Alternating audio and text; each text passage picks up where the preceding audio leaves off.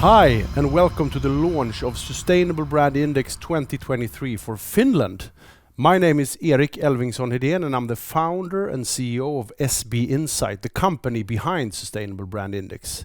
I'm going to guide you through the coming hour of insights about the Finnish market.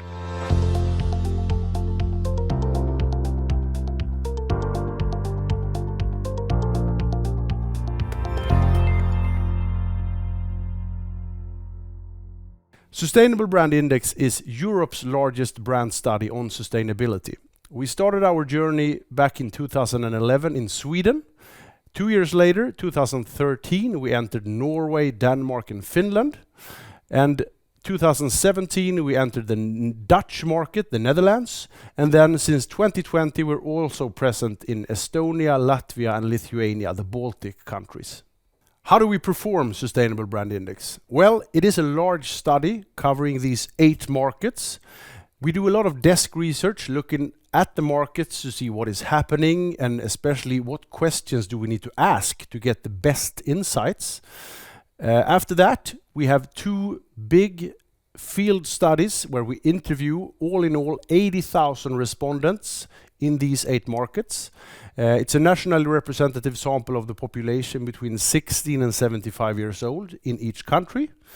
And we look at a total of approximately 1,600 brands across 36 different industries. In Finland, this year we have interviewed 12,000 respondents and we have looked at a total of 228 brands across 26 industries.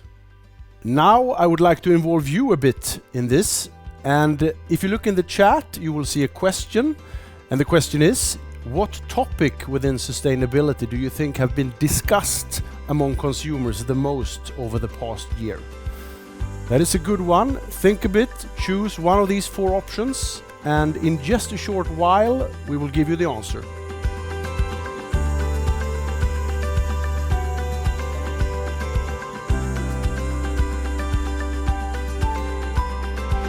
What is the purpose of Sustainable Brand Index? Well, the purpose has been the same from the very beginning as it is still today.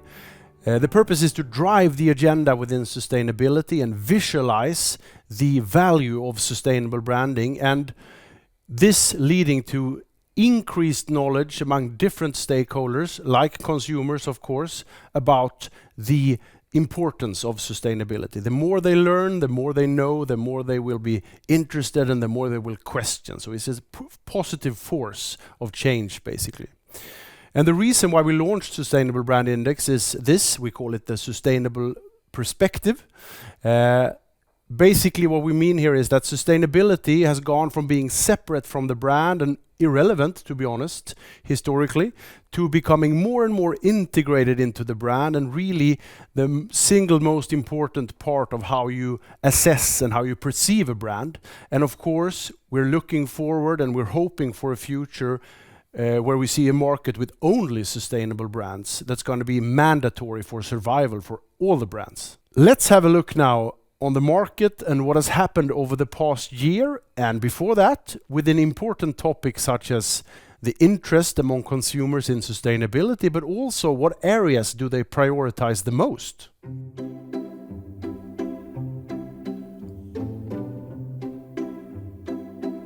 So, first of all, let's have a look at this indicator that we follow for all markets and that we have been following in Finland since the very beginning of Sustainable Brand Index, the interest in sustainability. So what we look at here is the share of Finnish consumers discussing sustainability either sometimes or often. So that's what we're looking at. First of all, I always want to point out the long-term trend, looking from 2013 up until today. We do see that it's a very positive trend. It's going up from 47% to this year's 65%, but also interesting to see that the interest and the discussions are going up this year compared to last year, so from 60 to 65%. So the interest is there and it's going up, and we are maybe not at the pre-pandemic levels of 70%, but perhaps getting there, and soon, who knows, maybe next year we're actually back on track when it comes to the interest and the discussions about sustainability in Finland. Let's have a look at the topics that people discuss the most over the past year. And this is also the answers to the question that we had earlier. Unsurprisingly, I would say war and conflicts is the topic that people claim to discuss the most, 57% of Finnish consumers. That's of course directly connected to the war in Ukraine. Otherwise we have energy. This is actually something that differs a bit from the Nordic neighbors. Energy is still a top priority, or a top discussion topic rather, in the other countries, but this is number 2 in Finland, which is higher than the other countries. Public health and well-being. This is also a key topic in all Nordic countries. This is about both the physical health but also the mental health and the mental well-being. So that is also a key discussion topic. Climate change as number 4, and then at the very end, which is actually unique for Finland as a top 5 issue, still an important issue in the other countries, or important topic of discussion, but safe communities. But that comes up as a top 5 issue or discussion topic in Finland, which is again a bit different from the neighboring countries in the Nordics. As for sources of information regarding sustainability, we see it's actually quite kind of a steady use of these sources. We see that media reporting is still the top source or go-to source for information about sustainability. We see that reports from academia and scientists, this is actually more important in Finland than in the other Nordic countries, but that's still on a high level, as you can see. Documentaries, number 3, very similar to last year. And otherwise, we do see that the other channels are perceived as less important and influential. However, in general, with some small exceptions, we do see that there is, again, a steady use of the sources and no major changes here, which is very much in line with the Finnish people, the Finnish consumers, that are not easily swayed in the same way as their neighbors may be from one year to another. It's a more steady trend in Finland usually. The areas that consumers think that companies should prioritize the most, we can see here. We have at the very top, which is also very important in the neighboring countries, but not as important as in Finland. We see domestic production and work, so it is important for companies, according to consumers, to create work opportunities in Finland and also have their production in Finland. Number 2, recycling and reuse, a part of the circular economy, which is a concept of which Finns are very well acquainted. Domestic products, of course, connecting a bit to number 1. Domestic production important, then of course also domestic products. Energy efficiency, as you can see, has gone up quite a bit since last year, which is of course connected to the energy crisis and the situation on the energy market. So that is also a highly relevant topic that consumers think that companies should prioritize. We also see domestic working conditions. So again, we see a very clear trend. Apart from energy and recycling, I would say there is a lot of focus on the domestic aspect. And this is the case in Finland, that domestic aspects are really, really key part of sustainability. And that is something that companies should, according to consumers, prioritize a lot. Otherwise, we see a fairly stable development within the other areas. There are some differences, but nothing, I would say, that we need to focus on right now. What do people worry about? Well, unsurprisingly as well, we see that war and conflicts is something that people really worry about the most. That has also gone up since last year, as you can see. We do see some marginal but still decreases when it comes to environmental aspects such as resource waste, and also slightly within air and water pollution. So it is interesting to see that, consumers, this is not only for Finland, but in general for the Nordic countries, we see that consumers tend to focus a bit more on, the immediate importance of war and conflict, which is very much here and now, perception-wise, whereas maybe resource and environmental aspects are a bit more in the future from a perception perspective, not necessarily from a fact-based perspective, but from a perceptual perspective, that's the case. And then we see that it's going down a bit this year compared to last year. If you want to know more about this and other developments We have a lot of different reports available. We have brand-specific reports if you want to dive deeper into your brand and how you're perceived. We also have market reports, which is actually a new thing this year, where you can dive into a specific market and understand consumer perceptions, behaviors, and much more.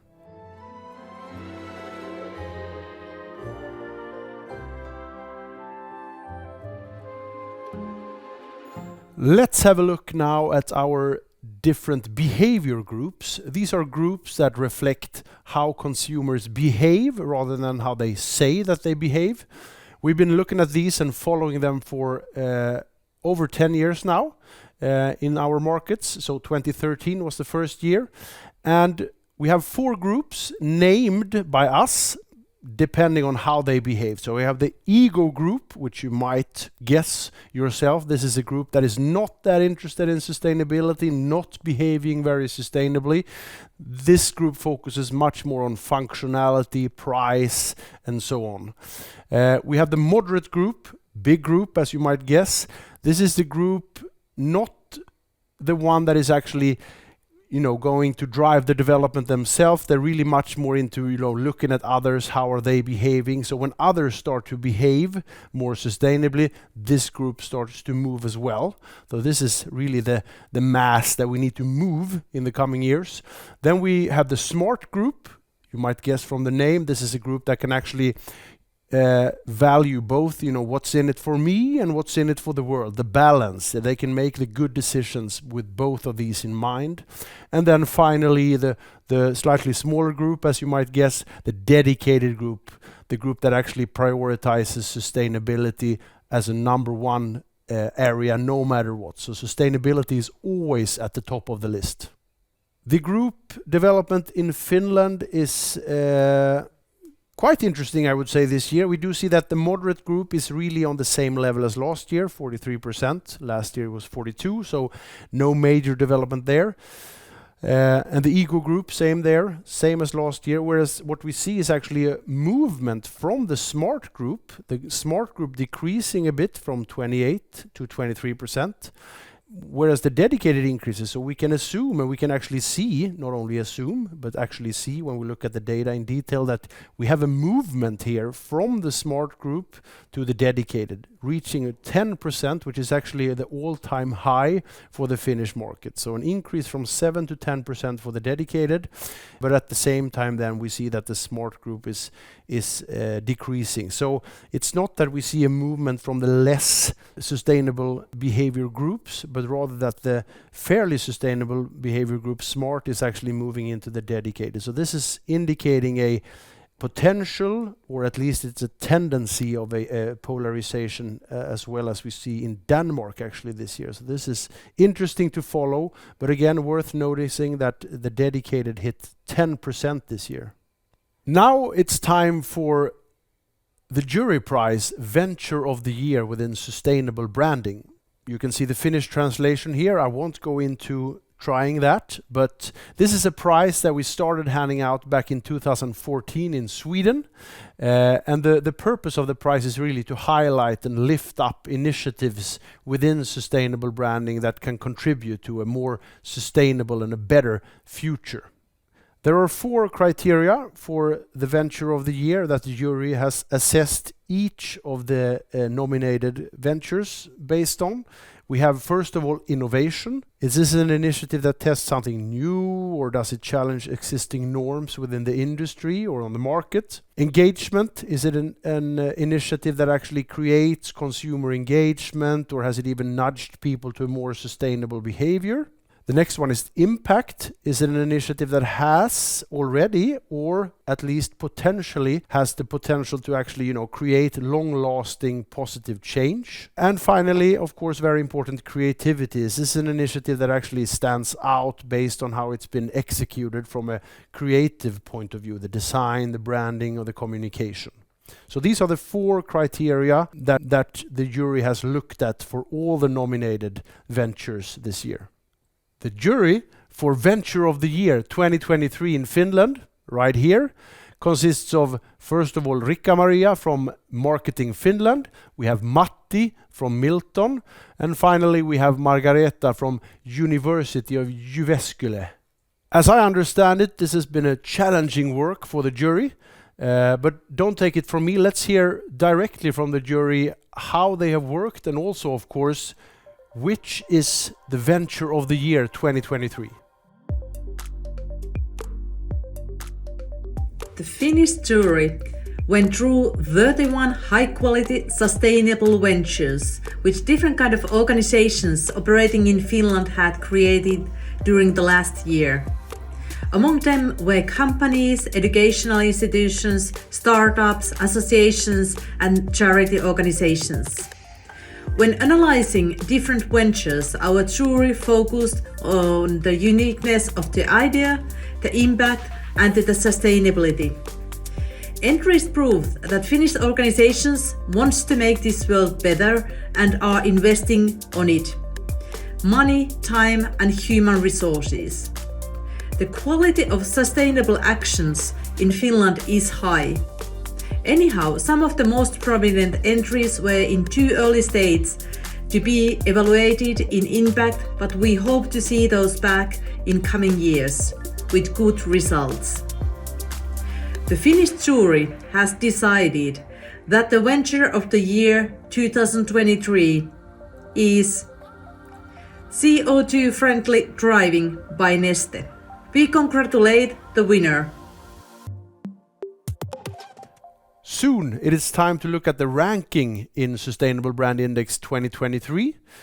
Some of you may know that there is also a communicative aspect of Sustainable Brand Index. If you are, for example, the winner of the ranking or the winner in your particular industry, you may also talk a bit about it and communicate that fact. This has been a discussion both externally but also a lot internally at SB Insight. We really want this to be done in the right way. And after a lot of discussions and debates, we have landed in a new format for this. This is the new badge that the winners will get, as you can see here. It's much clearer, and for us it's really important to be very transparent and clear about that. Sustainable Brand Index measures the perception of sustainability. And also we have new guidelines, even stricter guidelines. We have been strict historically, but now we're even stricter. And finally, last but not least, if you feel that some brand, for example, is communicating in a way that is perhaps not good, you may also report that. So you can send an email to report@sbindex.com. So this is our way of addressing some issues that have been around this. Now it is time to look at how the brands have performed in Sustainable Brand Index 2023. First, it's time for you to get involved again. We have another question for you that we want you to answer. Guessing. So the question is, do you think that consumer trust in sustainability communication has gone up or down over the past year?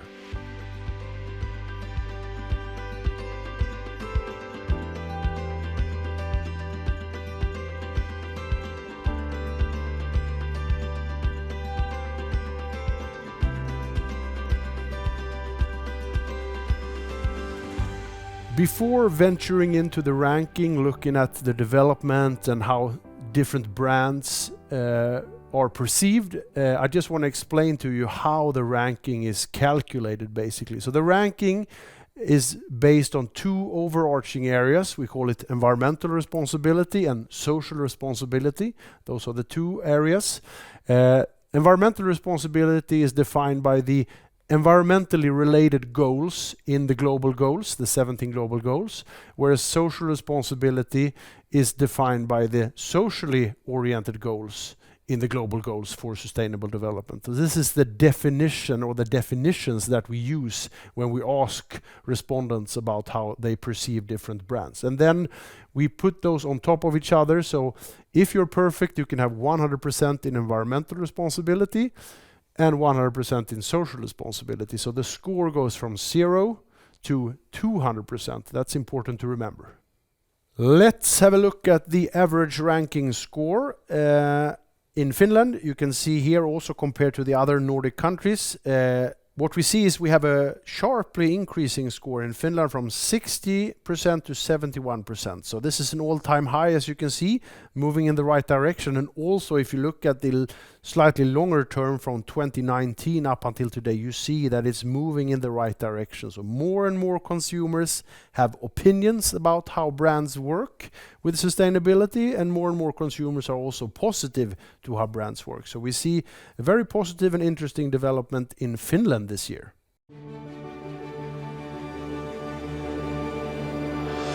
When we look at the industry winners 2023, it looks like this. Some old brands, some old winners, and some new winners. And congratulations to all of you. Well done. You are perceived as the most sustainable brands in your respective industry by consumers. From industry winners to the top 10 2023 in Sustainable Brand Index, we see some familiar brands. We do, however, see Elovena moving from last year's number 1 position to this year number 3. So we do have a new winner, which is always exciting. Otherwise, we see some classic brands like Prisma still keeping it real, moving from number 9 to number 6 on the ranking. We see Fiskars dropping a few positions from number 4 to number 7. And we see a newcomer on top 10, Oulolainen, moving from number 16 to number 9 this year. Well done.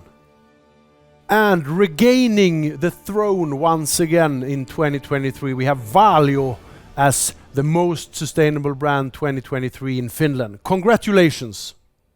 Thank you to Finnish consumers for trusting Valio and the work we do to make food production more sustainable.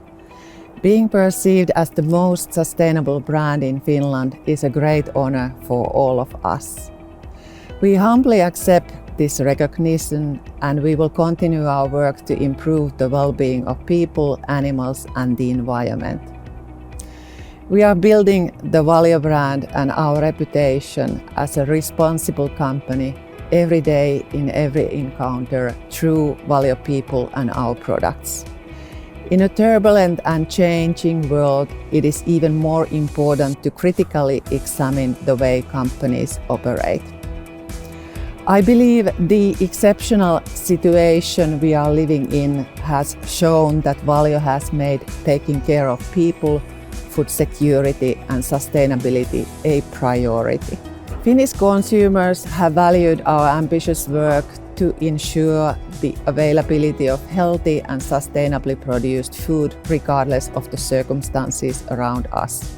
Our mission is together make life better, and we are happy to see that the Finnish consumers feel we are living up to our mission.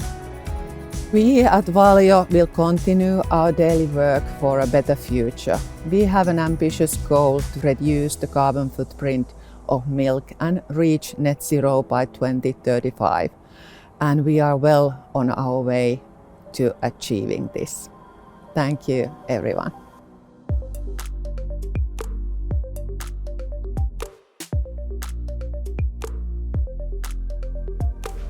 Congratulations once again to all the winners. Well done. If your brand is in the ranking, as you may know, there is actually much more insights to get. So we can provide you with an in-depth tailored report for your specific brand. That is available, so if you're interested, let us know.